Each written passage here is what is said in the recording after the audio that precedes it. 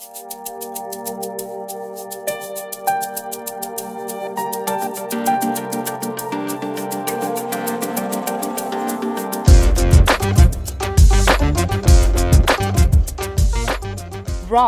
is a robot who is destined to help human beings complete their tasks. She's destined to be of help to the people she serves.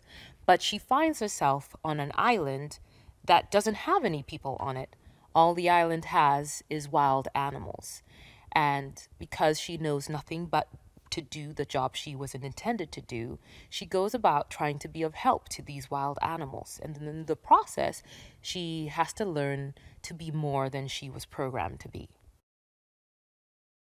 This is a story about belonging and how you seek it when you find yourself in a foreign world. And for Roz, she has to adapt to the environment by learning the languages of the animals and really picking up how to survive in this place. But in the process, she never lets go of her true essence, which is to be of help and to be kind. And while it seems to be a liability to the animals she encounters, who say kindness has no place in this wild world, we find that her kindness ends up being her superpower and uniting the animals of the island in a time when it matters most. I was really taken by it because it has just such a genuinely human-centric message that is delivered through the story of a robot, and I just thought that was such an interesting way to get us to see ourselves more clearer. And so reading that book made a big difference. The source material is rich and meaningful, especially in today's world where we're so often afraid of the things of people we do not know.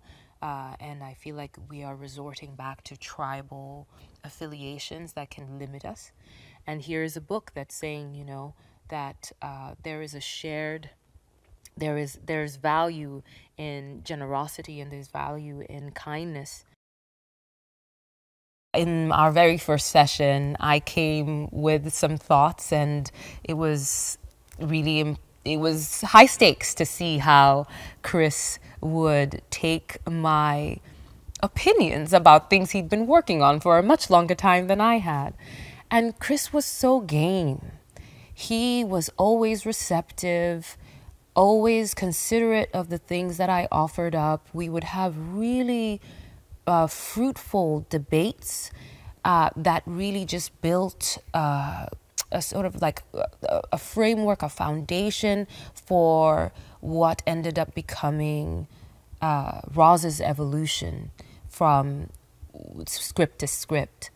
And so I felt very well matched to him as a creator. He is highly imaginative, deeply talented, wildly intelligent, and still he's open, porous, and receptive, such that you can come with what you have to offer and he metabolizes it and his creativity only expands.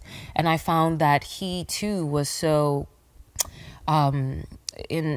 influential to my creative process because he was able to give me notes in ways that weren't prescriptive. He would give me notes that would inspire new thought and then new performances in the booth. So it felt very symbiotic, our relationship. It has been fascinating to have a front row seat to the process of making Roz and the world that she lives in. I remember, obviously there's the illustration that comes with Peter Brown's book that was the source material.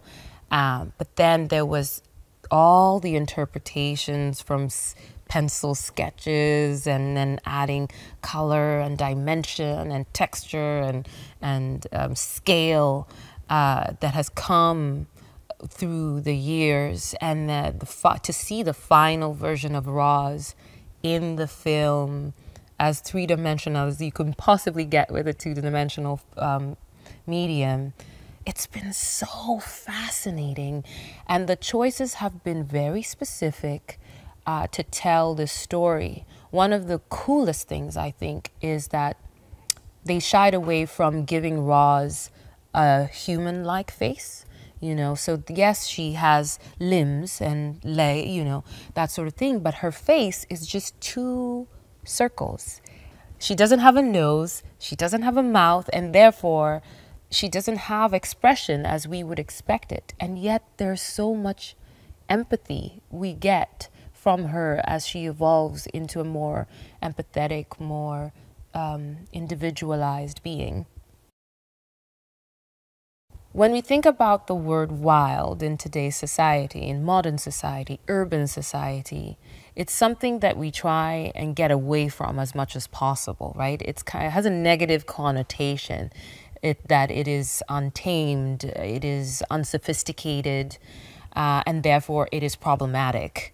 Our societies, as we develop them, we seek more order, we seek linear processes and predictability. But what we learn from nature is that it is perfectly imperfect, and there is a lot of intelligence in not doing the same things always, that there is an order in what would appear as wild. And what Roz learns is, in order to survive this natural world, she has to adapt and improvise and learn to innovate in order to be able to keep up with the laws of this world. And that's really important to remember as human beings, because at the end of the day, we are definitely a part of a wild world. And it is to our own benefit to remember that wildness and hold it dear.